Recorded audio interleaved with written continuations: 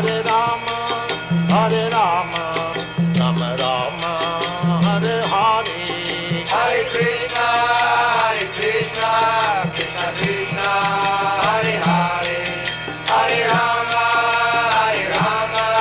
Rama Rama, Hare Hare.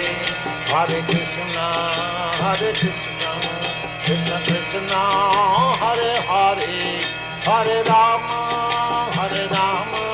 Rama Rama, Hare Hare. Hare Krishna, Krishna Krishna, Hare Hare, Hare Rama, Rama Rama, Hare Hare. Hare Krishna, Krishna Krishna, Hare Hare, Hare Rama, Rama Rama, Hare Hare. Hare Krishna,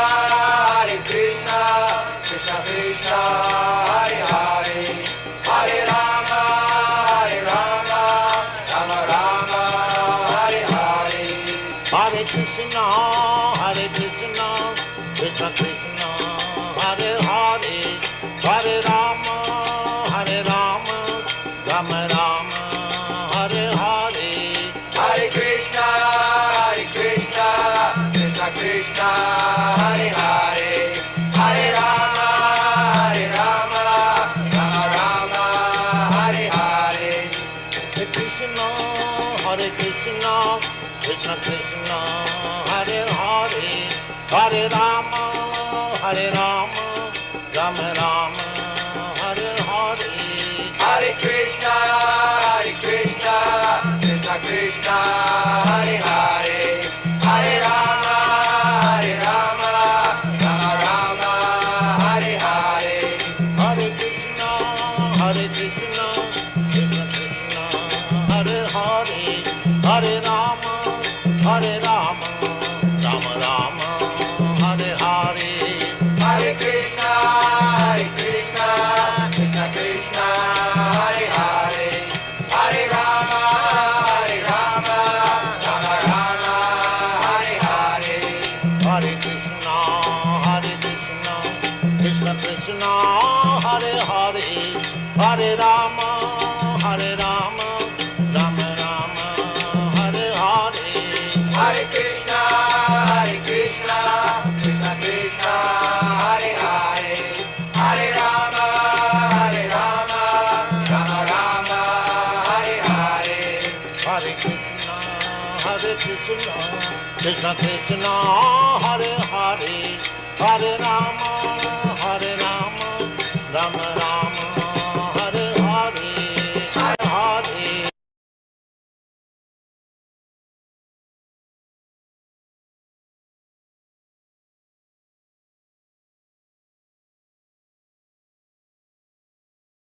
Hare Krishna, dear devotees, Nandavad Pranam, welcome to Nityam Bhagavad Gita.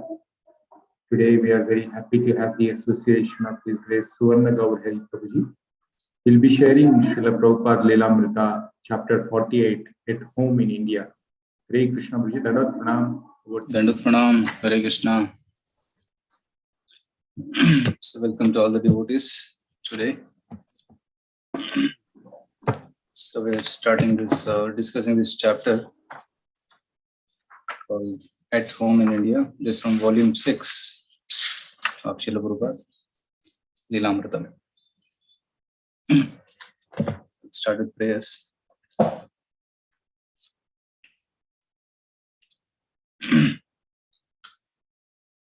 Pamagyanatimirandasya Gyananjana Shalakaya Chakshurunmilitam Yena Tasmai Shri Guruve Namaha. Sri Chaitanya Manobhishtam Sthapitam Yena Bhutale Swayam Rupa Kadamahyam Dadati Savadantikam Vandeham Shri Guru Shri Yuta Padakamalam Shri Guru Vaishnavamsha Shri Rupam Sagarjatam Sahagana Raghunatanvitam Tam Sarivam Sadvaitam Savadhutam Parijana Sahitam Krishna Chaitanya Devam Sri Radha Krishna Padam Sahagana Lalita Sri Vishakanitamsha Nama Om Vishnu Padaya Krishna Pristhaya Bhutare Srimate Bhakti Vedanta Swaminiti Namane Namaste Saraswati Deve Gauravani Pacharine Nirvishesha Shunyavadi Paschatya Deshatarine Namo Mahavadanyaya Krishna Prema Pradayate Krishnaya Krishna Chaitanya Namne Gauratase Namaha He Krishna Karuna Sindho Dinabandho Jagatpate Gopesha Gopika Kanta Radha Kanta Namostate Tapta Kanchana Gaurangi Radhe Vandavaneshwari Vrishabhanu Devi Pranamami Hari Priye Vancha Kalpatarubhyasya Kripa Sindhubhya Evacha Patitanam Pavanebhyo Vaishnavebhyo Namo Namaha Jai Sri Krishna Chaitanya Prabhu Nityananda Shri Advaita Gadadhar Shivasadi Gaurabhaktavinda Hare Krishna Krishna Krishna Hare Hare Hare Rama Rama Rama Hare Hare Mukam Gurti Vachalam Kundum Nandayate Girim Yatrabhatam Hamvande Shri Gurohdena Taranam Parmanam Vichitam Vishnu.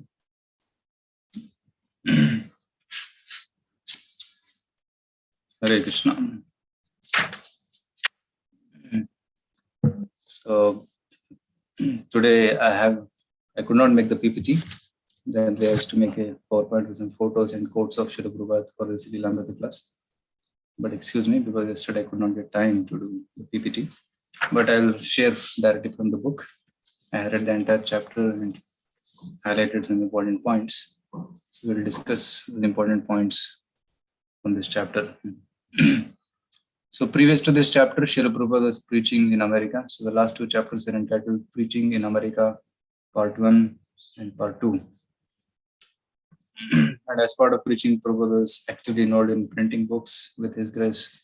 Rameshwar Prabhu was a BPD trustee and they were working on a marathon book printing exercise. Krishna book, then Nectar of Devotion, Srimad Bhagavatam, Canto 3, Canto 4, and then Chaitanya Charitamrita. So I was just hearing a lecture by His Grace Rameshwar Prabhu where he was sharing that how exactly this book printing marathon started. Actually, before book distribution marathon started, there was a printing marathon.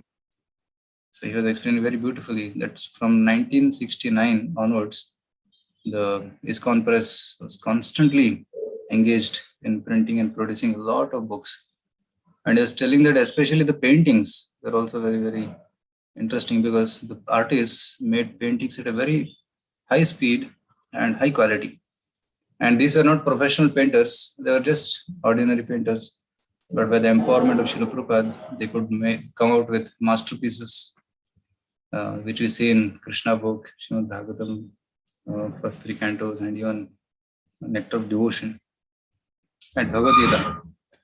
So it was very amazing. And it was not made by one person, but three devotees were involved in making one painting. One person will make the outline sketch, second person will put the color, and third person will give the finer touch. So he was telling the Varadaraj Prabhu, Jadurani Mataji, and one more devotee, they were constantly involved in painting. They made about 200 paintings in 3 years, which is very, very high speed. It's almost like 70 paintings in 1 year, and which is equal to almost one painting in 5 days. So that high speed, only for making one painting, artists take months and years. But here they are making such masterpieces at high speed. It's all due to empowerment of Prabhupada. So when he was preaching in America, Prabhupada got an appointment with Indira Gandhi. So Srimati Indira Gandhi was the Prime Minister of India at that time. And Prabhupada was writing to her, seeking her support in expanding Krishna consciousness movement. So Indira Gandhi agreed, and Prabhupada had to return back to India to meet Srimati Indira Gandhi. So Prabhupada came back. Of course, Prabhupada had many other invitations to Atlanta and other places. But he said, I was not able to come to Atlanta because I was called here to India on urgent business. Also, I was feeling inconvenienced by so much traveling. So Prabhupada used to travel every week or every month, different countries, and preach Krishna consciousness. And such an old age. Prabhupada is almost close to 78 years now. And but he's constantly traveling, and that will take a toll on his health. So Prabhupada felt, let me go back to India, and India is like my home. I can relax. Relax in the sense I can focus more on translating my books rather than traveling and affecting my health. So Prabhupada came to India in 1975, August 22, 1975. So Prabhupada comes, actually he comes to Bombay, then he comes to Hyderabad. No, from Bombay he comes to Delhi, to meet Srimati Indira Gandhi. And Prabhupada had planned what he is going to propose to Indira Gandhi. Because she, being the topmost lady, she has a lot of influence, and she'll be able to do certain services which Srila Prabhupada wanted. And Prabhupada had made a list. So let me try to show you the list which Indira Gandhi had come up with. I'll try to share from the Vedabase.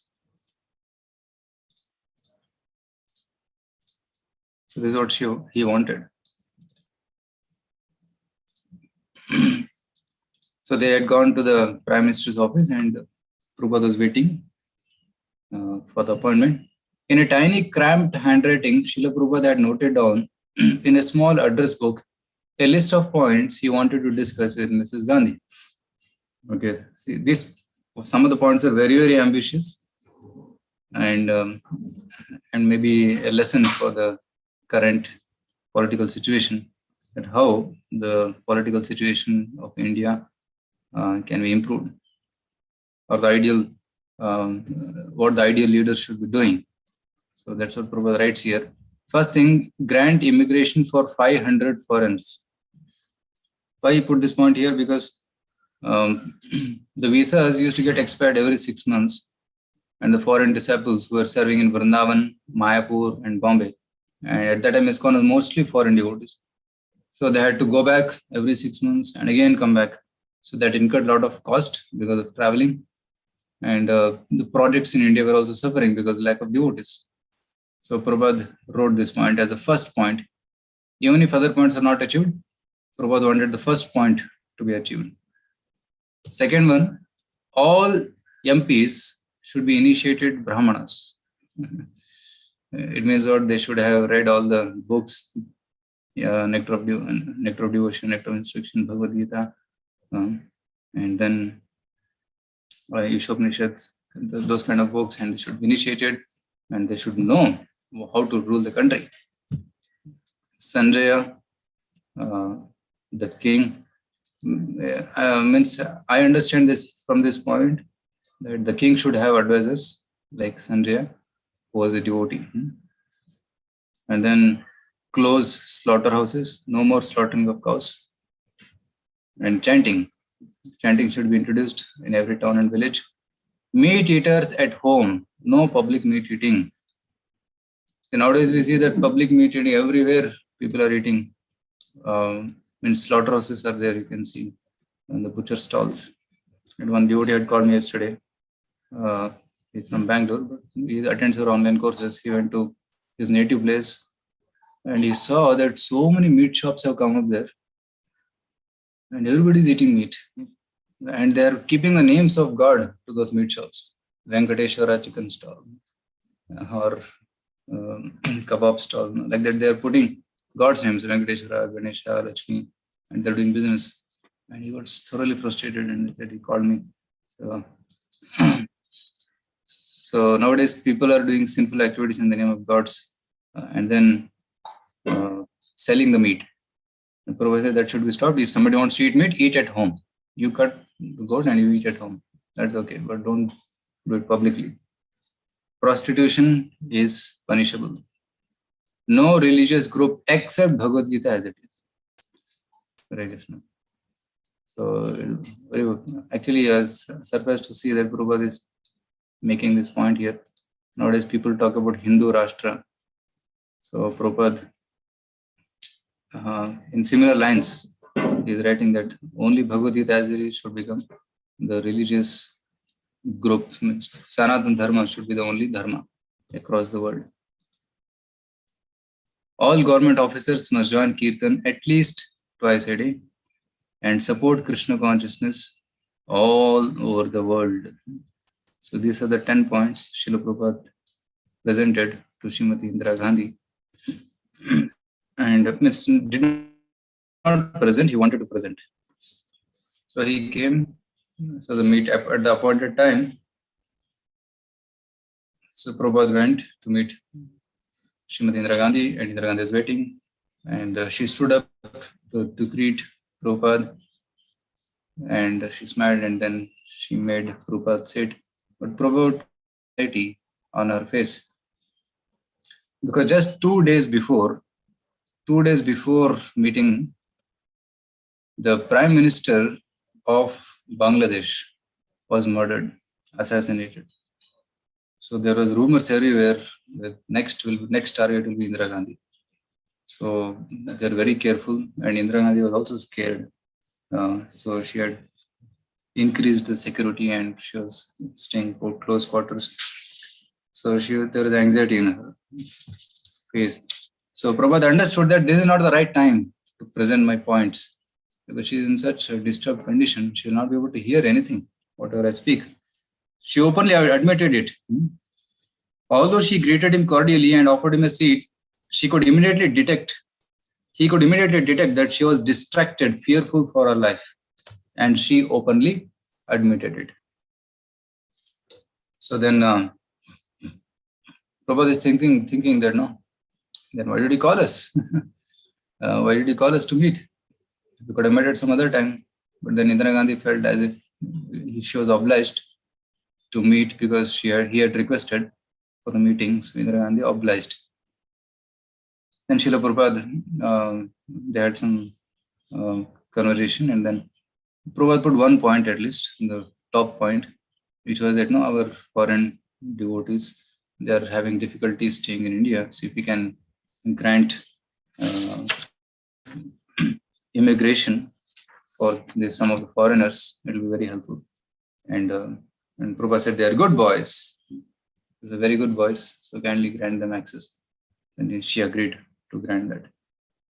So in this way, Srila Prabhupada met Indira Gandhi, and then he left. So and when he was in New Delhi, Prabhupada receives a letter from Rameshwar Prabhu that the printing is in progress, and the 17 volumes of Chaitanya Charitamrita will be printed in 2 months. We are working on that. Prabhupada is telling. Today, our composer finished the last volumes of Chaitanya Charitamrita. By Wednesday next week, August 20th, all volumes will be at the printer. Now they are just starting to compose the 5th canto, and the entire canto will definitely be at the printer by Vyas Puja Day. So in this way, actually to print one book, a published book, takes a lot of effort and time. But here they are doing at such a fast pace. It's all because of empowerment of Srila Prabhupada. Even Rameshwar was telling, we could not understand how this is happening. That was miraculous. And they had no knowledge of printing. And they had just gone to some printers and they had learned something for just a couple of months. And they had opened a press on their own. And they're publishing these books. And then Rameshwar writes, we have lost all desire to do anything except be engaged in producing and distributing your transcendental books by the millions in every town and village. This had become their goal of life. Regarding your desire for, and Prabhupada replied, so Prabhupada replied to this mail saying, regarding your desire for all 12 cantos, you will get it, rest assured. Your so much ardent desire will be fulfilled by Krishna. So this is the only thing Rameshwar was telling in that lecture. We just desired. We desire to serve Prabhupada, we desire to assist Srila Prabhupada, no matter whatever challenges came. That our desire facilitated our services. Means Krishna made such arrangements to execute those desires that we were amazed. Printing was happening distribution was happening, money started coming, temples started manifesting. So everything was happening just by the desire we had. We just desired to serve Prabhupada. And Prabhupada desired to serve his Guru. So in this way, Krishna's mercy was flowing through the parampara and miraculous things were happening. So on August 21, again Ramesh Prabhu writes, by the mercy of Lord Balaram, Nityananda, the last volume of Chaitanya Charitamrita is leaving today for the printer. By your mercy and divine order, it is done. So they are saying, they are reporting that Prabhupada, we did our service, and it will be printed and will be at your, and will be sending you the copy soon. So then Prabhupada replied, very encouraging letter. You have taken seriously the publishing and also distribution of these books, and that is the success of our mission. You have taken seriously this work, and I know that my Guru Maharaj is pleased with you because he wanted this. So by this endeavor, you will all go back home, back to Godhead. Right? Prabhupada said, my Guru Maharaj will be pleased with you because you printed this book. In fact, Prabhupada said that my Guru Maharaj will be 1,000 times more happy than me because you helped in publishing these books. So then the devotee is very, very inspired by seeing this. And then from Delhi, Srila Prabhupada goes to Vrindavan. Vrindavan is Prabhupada's home, and Bombay is Prabhupada's office. Mayapur is Prabhupada's place of worship. So Prabhupada goes to Vrindavan, and Krishna Balram temple had been constructed and it was just inaugurated. And Prabhupada was there. And so Prabhupada wanted to write and relax, but Prabhupada got into so much of management in Krishna Balaram Mandir. Because Prabhupada was concerned that this temple we have built with a lot of effort and it should be properly managed for decades to come. And by proper management, this temple can flourish and many, many people can come and take advantage of Krishna consciousness. So Prabhupada saw that there were some discrepancies, and then some training was also required for the devotees to manage the temple. So Prabhupada got into hands-on management in Krishna Balaram Mandir. He found problems with plumbing, municipal sewage system, the financial management, the deity worship, the cleanliness, and the devotees' behavior. Almost every area of temple life and every devotee required special attention. In the smallest discrepancies, Prabhupada would sometimes see the essence of all problems and would instantly point it out. So Prabhupada was very quick in offering corrections. Actually, this whole chapter, when I read first time many years back, this chapter, I was thinking, my God, Prabhupada is so heavy. Some of the chastisements Prabhupada gives in this chapter are very, very heavy. In fact, some devotees cried also, hearing such heavy chastisements. But Prabhupada knew that this is required as a compassionate father. Prabhupada was training so that his entire parampara for generations will learn the lessons.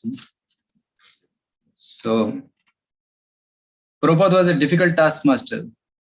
A Vaishnava is as soft as a rose, but as hard as a thunderbolt. And in this chapter, you'll find the thunderbolt side of Srila Prabhupada. Generally, in the initial days of ISKCON, Prabhupada is very soft, is very caring, loving. But in the later days, when the movement was expanding and Prabhupada felt the need of training, that time he became hard. Hardness doesn't mean that Prabhupada was cruel or Prabhupada did not love. No. Prabhupada's love and concern was coming out in the form of these chastisements and corrections. So, anger is described in Bhagavad Gita as occurring from one's lust. It cannot be satisfied. A true sadhu, therefore, because he does not have lusty desires, does not become possessed with anger. But we see Prabhupada becoming angry. So this anger is transcendental anger. This anger is not arising from frustrated lust. It is arising from concern and love for his disciples.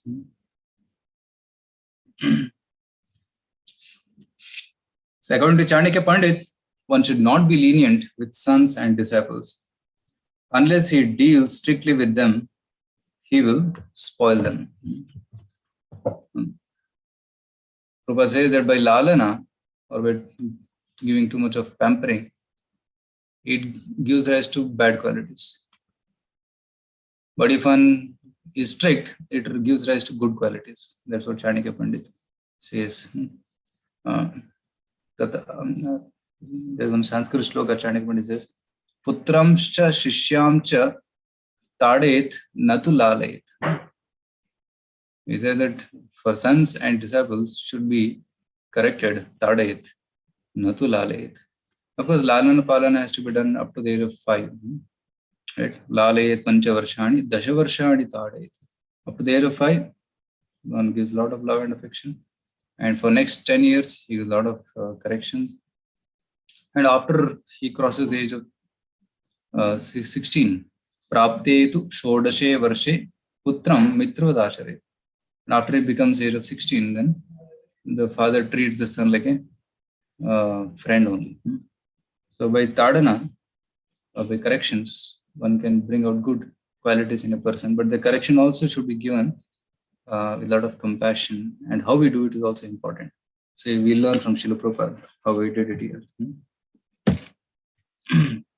So one day, so Prabhupada was very strict about one thing in Vrindavan, that was ringing of the bell. Everything should happen on time. Prabhupada judged the management of the entire temple by ringing of the bell on time. So on the, if you go to Krishna Balaram Mandir, at the entrance top, there is one bell, and Prabhupada wanted it to be ringing every hour, every 1 hour.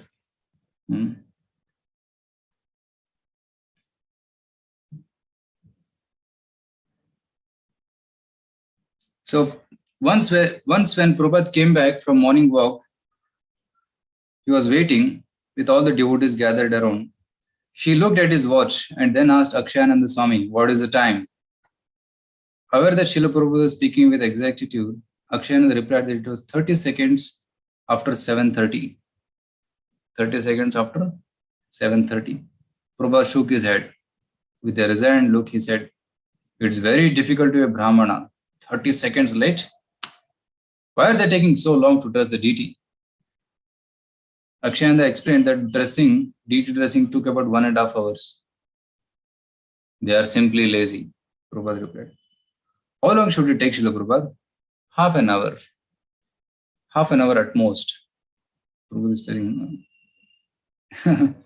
Akshayananda was flabbergasted. Since he knew of no pujari who could come even close to that, he remained silent. And Prabhupada challenged, what is the difficulty? Half an hour at most. In half an hour, the deity dressing should be done. So this is Prabhupada's expectation. So one thing Prabhupada was strict here was punctuality. Everything should happen to the second, especially deity services. So and then Prabhupada, when he came to the entrance, Prabhupada saw entrance of the temple. Prabhupada saw that it was not clean. Why is this not so clean? It should be cleaned by the time daybreak comes. Means by the time sunrise happens, Prabhupada wanted it to be cleaned. I want to see this clean. So the temple commander was at the time Harishwari Prabhu, and he gets the news that Prabhupada is not very happy with this cleaning. And much of it he was only doing. Okay. So after hearing Prabhupada, then next day when Prabhupada was coming for morning Mangalarti time, so Harishwari personally went and he put water on the floor and he thoroughly wiped it, and it was sparkling clean. And when Prabhupada came, Prabhupada saw that, and he no more comments. He didn't speak anything. He didn't appreciate nor chastise. So he didn't say anything further about the walkway, which seemed to be a positive sign. And getting the ringing of the bell on time was also challenging. So once what happened, Prabhupada was It was almost in the. I am judging the management of this temple by ringing of the bell. If the night watchman was sleeping, and if the temple leaders could not execute a simple order, how would the temple and guest house with all their complexities run smoothly? It is simple thing cannot happen properly, then how the complex things will happen? So that is the problem. So during the night, he was usually the only one not sleeping. So Prabhupada was awake in the night. When everybody was sleeping, Prabhupada was awake and doing translation. But he would wake up Akshayananda and others and reprimand them if the bell failed. One night at midnight, he woke up Harikesha, his traveling secretary. Did you hear that? Prabhupada asked Harikesha, did you hear that? I don't hear anything, Prabhupada. You can't hear it? I'm sorry, but I cannot hear anything, Prabhupada. That's right. Go out there and wake up the chowkidar and make him ring the bell. And Prabhupada did not hear the bell. So that's why he told him, go and ring the bell. So at 12:30, Prabhupada rang again. And Prabhupada had a bell in his room by which he'll call the secretary. Did you hear it again? No, Prabhupada. So go out and wake him again. So every 1 hour and every half an hour, Prabhupada wanted the ringing of the bell. So in addition to getting the temple dome bell to ring on time, getting both the bells to operate properly was also a problem. The bells are heavy brass and worked by rope. Heavy brass bells and rope. And due to the abrasion, the ropes used to cut. So they tried nylon, they tried cotton, they tried even metal chains. But every time they tried something, it was breaking. Right? So it was very, very difficult. Nothing seemed to make the bell work properly. Then Srila Prabhupada told Gunanav to use a pulley. Then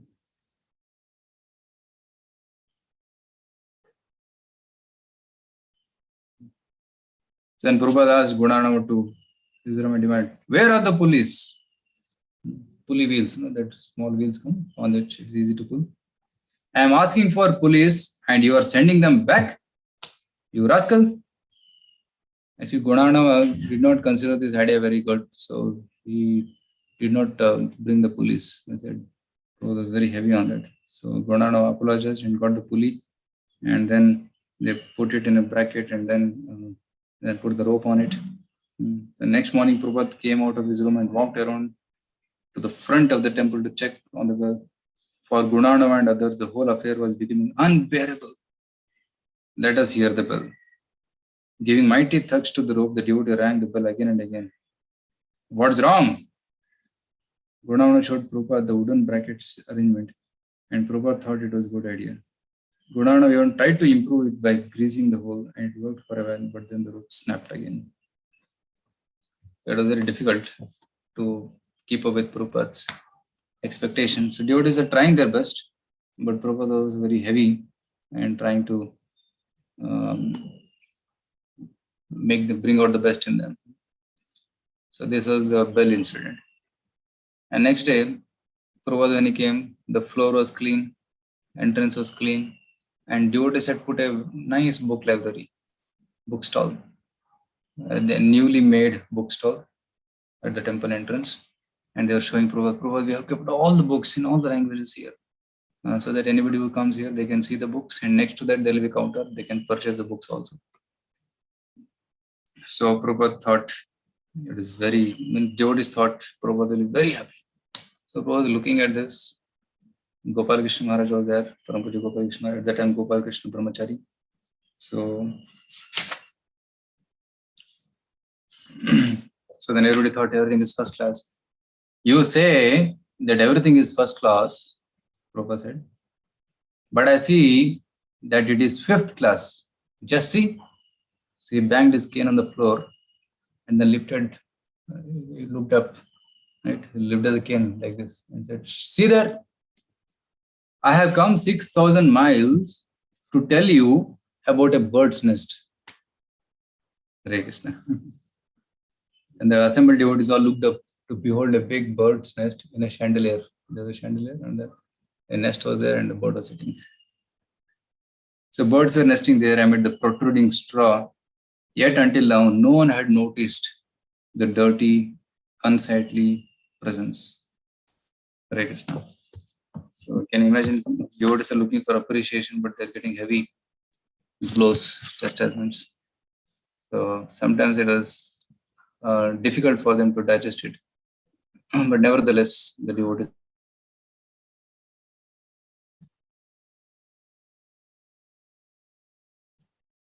So then Prabhupada, he was sitting with his devotees, with the temple managers. Prabhupada was having a meeting. So Prabhupada wanted practical ideas, not sentimental talks. He complained about overspending in Vrindavan and now in Bombay also, where construction was just beginning. You will squander money here, he told. And Surabhi will squander money in, Surabhi Prabhu will squander money in Bombay. What is his plan to stop this? What will you do? Everybody was silent. Then Achyutananda Swami, he replied, Prabhupada will become more Krishna conscious. And Prabhupada immediately is an impractical suggestion. Prabhupada said, it is an impractical suggestion. Do something practical. What to do?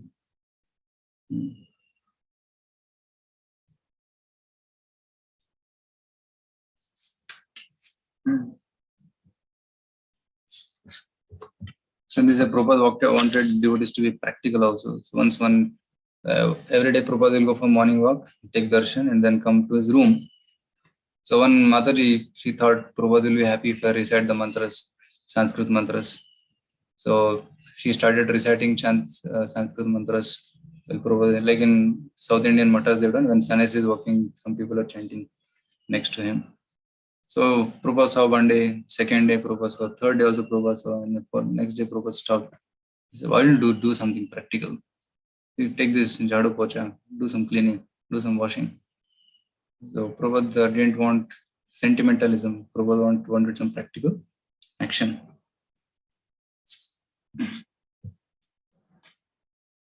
Next day, one very strange incident happened. One Bengali man had come to the temple and he was eating prasadam. Somebody gave some prasadam and he ate prasadam in front of the deities.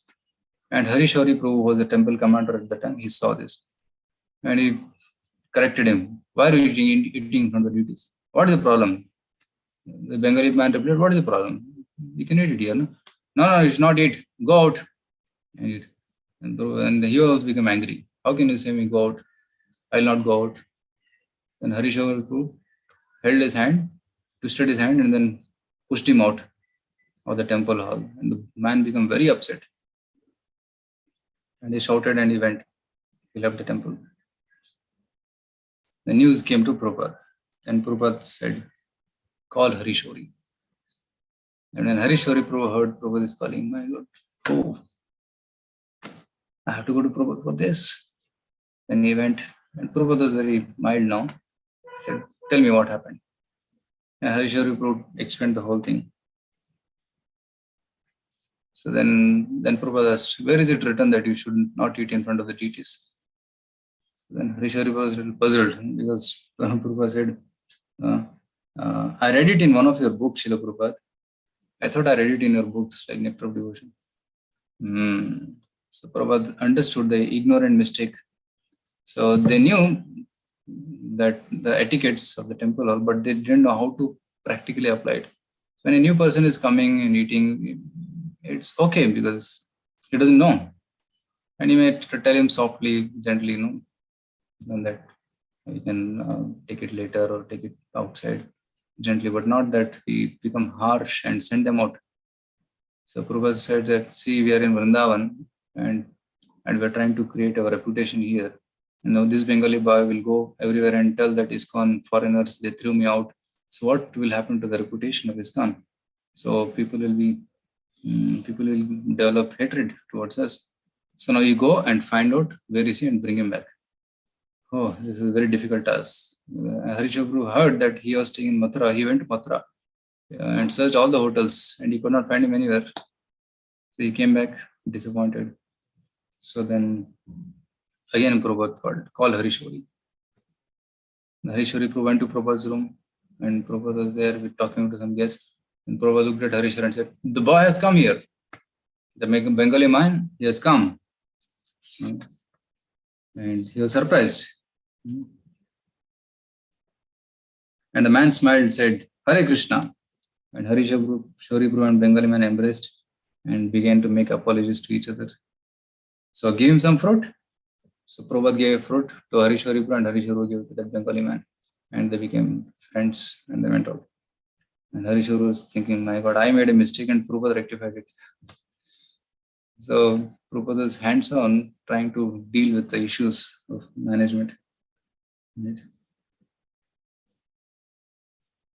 Of course, the many things are coming. Prabhupada wanted his room to be clean. The glass window is not polished. So Prabhupada said, "You should polish it very thoroughly. Right? Everything should be very clean." And there was a devotee cook who was cooking for the deities. And Prabhupada gave very nice instruction for cooking for the deities here. Cook for Krishna as for a young man with a big appetite. So Prabhupada advised Kishori Devi Dasi, Krishna should get 10 puris, 4 chapatis, lots of rice, 2 samosas, 2 kachoris, 2 vadas, and 2 of each sweet. Hare Krishna. For Rajbhog preparation. The cooked preparation should be served hot to Krishna. So now you have to teach everyone how to cook. You have to give everyone what you have received. So you learn how to cook and then you teach how to cook to others. And Prabhupada would say that after cooking is done, offering is done, you should bring the plate to me. I'll taste each of the items. And Prabhupada will give feedback. Oh, this is salt is less or salt is more, or spice and everything. Prabhupada will give feedback. And the next day, devotees will try to improve based on those feedbacks.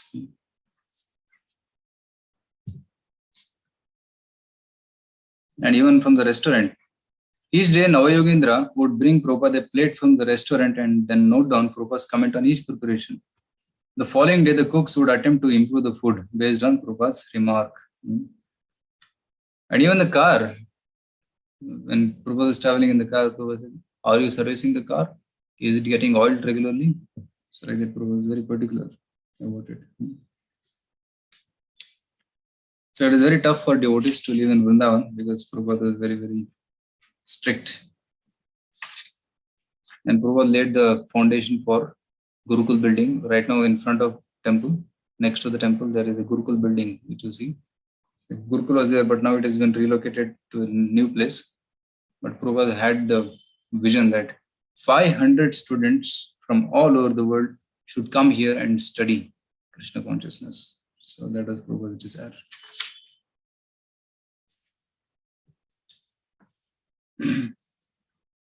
So at that time, Prabhupada came to India to relax, but Prabhupada got into so much of management, especially in Vrindavan.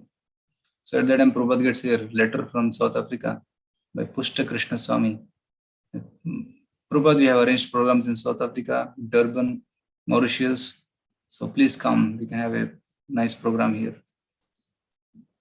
And even the Prime Minister of Mauritius wants to meet you. And Prabhupada saw this letter and he was excited. Yes, I'd like to go.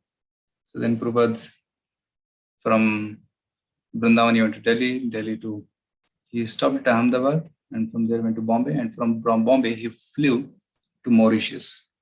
So Prabhupada came to Mauritius and he did some preaching program. He stayed for a week. Then he went to Durban, South Africa. There also he started preaching and he gave many programs and thousands of people attended each of the programs. And then he went to Johannesburg and Prabhupada was received very grand way in Johannesburg. They got a nice yellow Mercedes-Benz car and they parked the car where generally the ministers park, the Prime Minister or other important bureaucrats parked the car. There he had parked. And nobody objected because they saw that big Swami is coming. And there was nice kirtan. So many foreigners coming to receive Prabhupada and foreigners going down to Prabhupada at the airport. It was very, very thing. Even the security guards and the military started saluting Swamiji. So in this way, there's a grand reception. So then Prabhupada preached in Johannesburg for some time. And then Prabhupada returned to Mauritius because the Prime Minister's appointment was there. Since Prabhupada met the Prime Minister is very happy meeting. And in fact, Prime Minister, he gave a car with a driver. So that Prabhupada could travel. And Mauritius, I heard that it's a very beautiful country with island, with a lot of mountains and valleys and seas. So the devotees took Prabhupada on a ride. And here something unfortunate incident happened. So Prabhupada was traveling in a car, and with him was Pushta Krishna and Brahmananda. So driver was driving, and behind the driver was sitting Brahmananda, and next to the driver was Pushta Krishna, and behind Pushta Krishna was Srila Prabhupada. So right behind the driver was sitting Brahmananda, and the other side was sitting Srila Prabhupada. Actually, Prabhupada was supposed to sit this side. Pushta Krishna said, no, this is not safe, Prabhupada, you sit on the other side. So Prabhupada was sitting on the left side of the car, not on the right side. So the car was going, and the Prabhupada was stopping at certain places and looking at the beautiful scenery and even the ocean line. And then Prabhupada again got back, and Brahman opened the right door. See how Krishna is orchestrating Prabhupada. So Brahman opened the right door, and Prabhupada said, no, I'll not sit here. I'll sit on the other side, because that's safe. So Prabhupada went to the left side and he sat there. And Brahmana sat on the right. And the car started moving again. And Prabhupada, somehow he felt like sitting cross-legged. So he lifted his legs and sat cross-legged. And put his cane with stick which was having, he put it like this. And he was sitting in the back side. Generally, people don't sit like this in the car. But he was sitting with the cane in front and cross-legged. And the car was going through the hill. It was climbing the hill, and there were many turns. So at one turn, the driver did not see that another car is coming, the Volkswagen. So the Volkswagen was coming in the same direction, means in the opposite direction. So the Prabhupada's car was going like this, and Volkswagen was coming like this. So they got a little surprised suddenly shocked by seeing the car.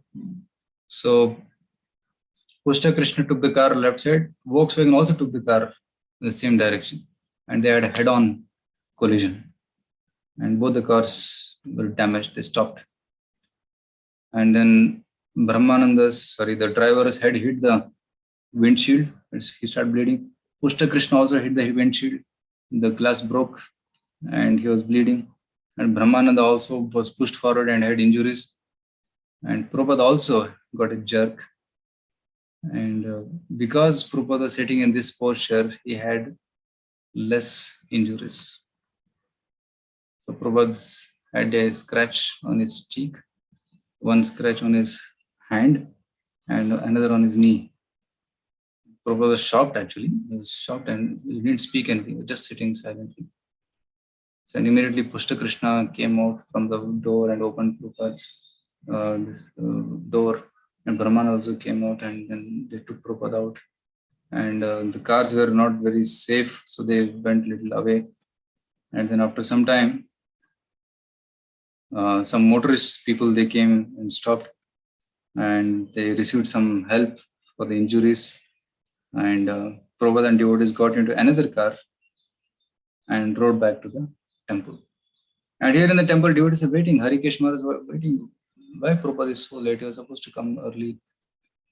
And when the car came, then Harikesh Swami went to the car, and he was shocked to see blood in Prabhupada's face and hand.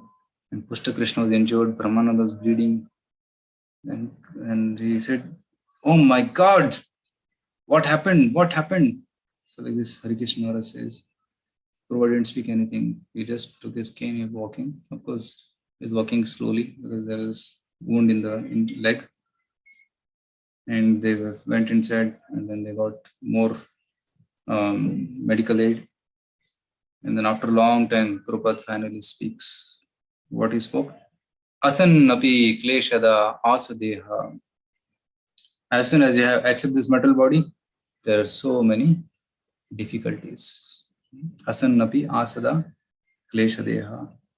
Then Prabhupada said, get some turmeric, mix it with a bit of lye and heat it. So they heated and they brought that Ayurvedic medicine. Right? So Prabhupada is again speaking Bhagavad philosophy and practical medical remedies. It remained a frightening event, however, and Prabhupada asked the devotees to have kirtan. Krishna had saved them, he said. Considering that both cars had been destroyed, the injuries were negligible. So then one devotee started doing kirtan and the devotee was reading Chaitanya Charitamrita. So Prabhupada absorbed himself in Krishna consciousness. So then Prabhupada was scheduled to go to Nairobi, but then Prabhupada felt I should go back to India because life is very risky. Traveling is very risky. Anything, anytime, anything can happen. So better let me go back to India. Then Pushta Krishna also said, yes, better go back to India, Prabhupada. But then the Nairobi president said, no, we have made all our arrangements. Devotees will be pained if you don't come. So then Prabhupada considered, okay, I'll go to Nairobi. From there, I'll go to India. So Prabhupada went to Nairobi, did some programs there. And from there, went back to Bombay. Right? And in Nairobi, Prabhupada got news that the Bombay construction is not going properly. There is thievery happening. The materials are being stolen. The money is being stolen. And Prabhupada did not eat in Nairobi. And when devotees asked, why are you not eating, Prabhupada? Prabhupada said, how can I eat when my money is being stolen? I cannot eat. I want to go back to Bombay. I want to correct the situation. So Prabhupada came back to Bombay and Prabhupada had a meeting with Surabhi, Prabhu and others.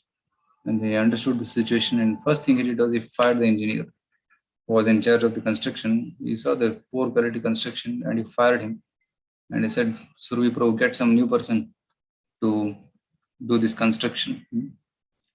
So then Surabhi Prabhu was also getting the anxiety. Prabhupada wanted to remove Surabhi Prabhu also and put somebody as in charge because the things were not going very efficiently.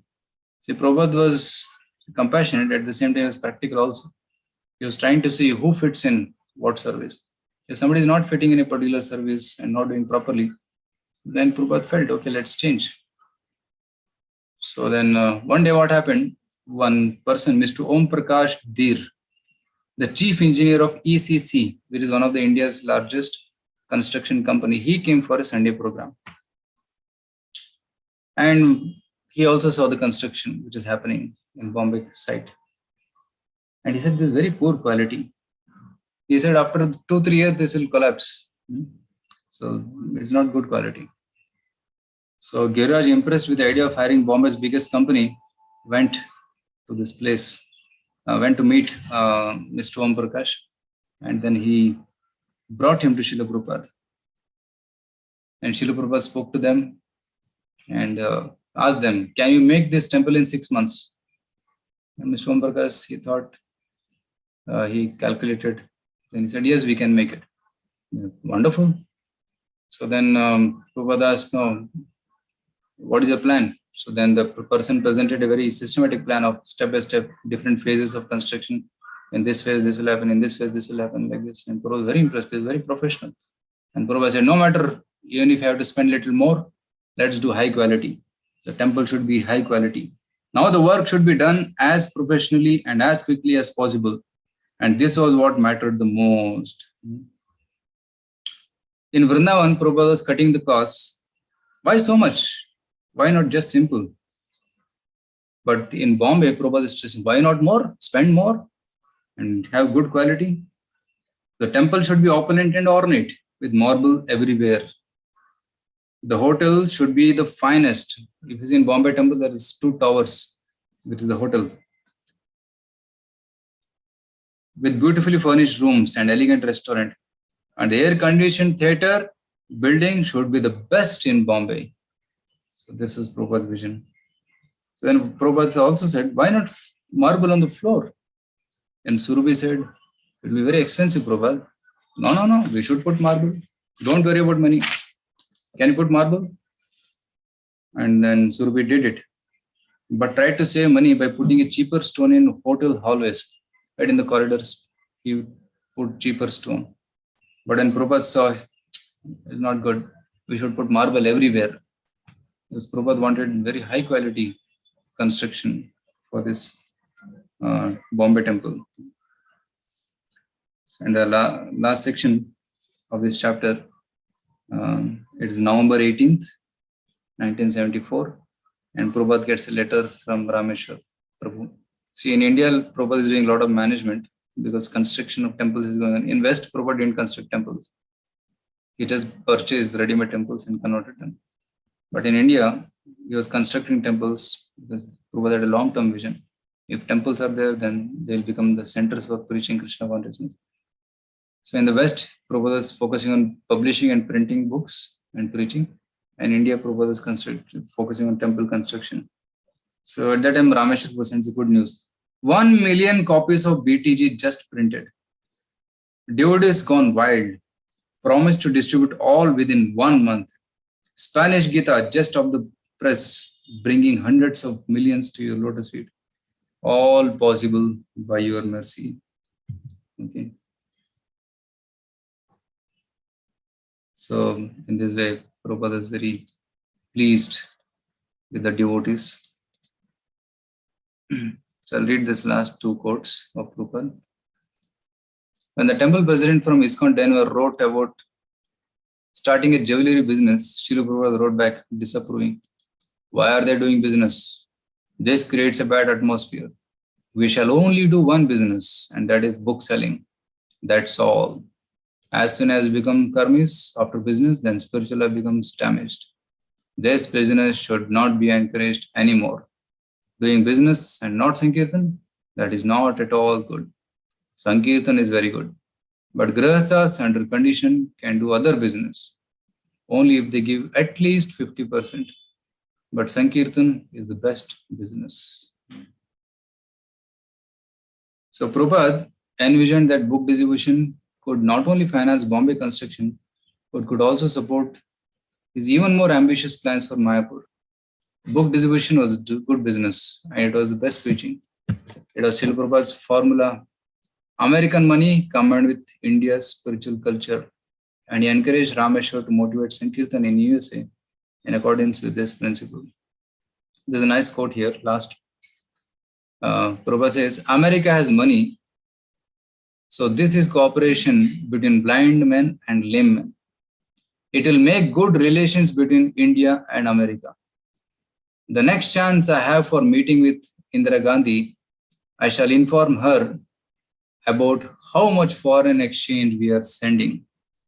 After receiving your encouraging assurance that as book distribution increases, the amount BBT sends will also increase, we are now going to attempt a Kurukshetra project and the Jagannath Puri project.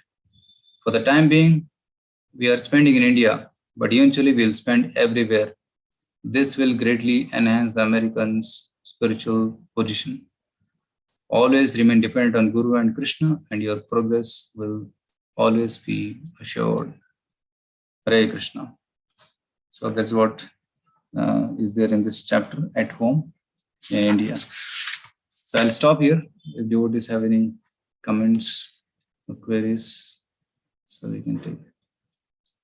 Thank you, Prabhuji, for wonderfully taking us through first through the vision of Srila Prabhupada for NKC, Krishna conscious government, and then how you have pointed out Rameshwar Prabhu's thoughts that they just had desire, and their desire was facilitating all their services. And you took us through the journey of Srila Prabhupada's thunderbolt-like management, and then finally the incident, and through all of us towards the end with a wonderful quote on how always remain dependent on Guru and Krishna, and progress will be always be assured. Thank you very much, Prabhuji.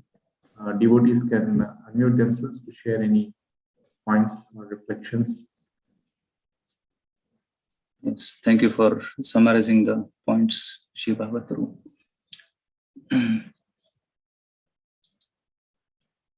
So there's so much to learn from Srila Prabhupada's life and management. Generally, we read this book called Prabhupada Leadership, Instructions to the Leaders. by Srila Prabhupada. There, Prabhupada gives a lot of management tips also for the leaders. And apart from giving Krishna consciousness, he taught us how to learn management. So we just have to read Prabhupada's life, then we can learn how to do management also. Hare Krishna. Any devotees have any comments? Prabhu, all the things are done in only 12 years, Prabhu. Yeah, that's miraculous. Miraculous.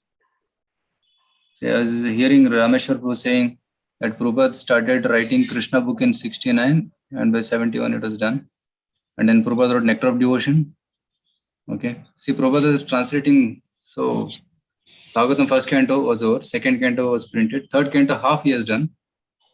And there he stops and starts Krishna book. Finishes Krishna book, 10th canto. And then he writes Nectar of Devotion. Again goes back to Bhagavatam. Prints third canto, writes third canto, then fourth canto. Then fourth canto again stops.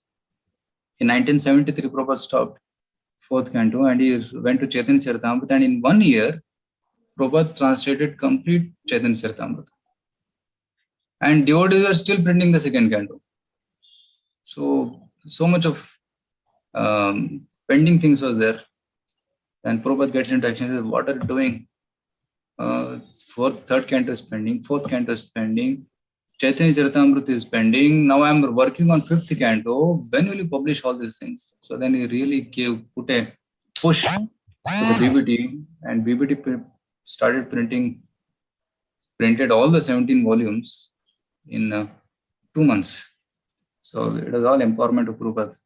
So at that time, Prabhupada really, and Rameshwar was telling, we are not slow, we are not walking slowly, no. We are really at the top performance. Every one of us was doing our best to serve Prabhupada's desire.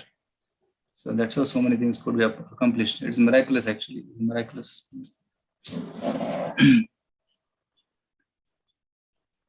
Yes. Anybody had any comment?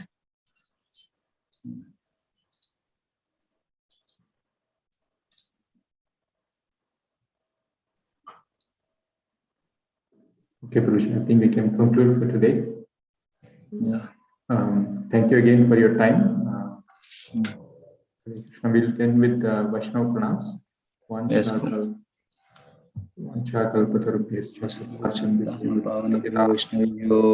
Namaha. Srila Prabhupada ki jai. Hare Krishna. Thank you, devotees.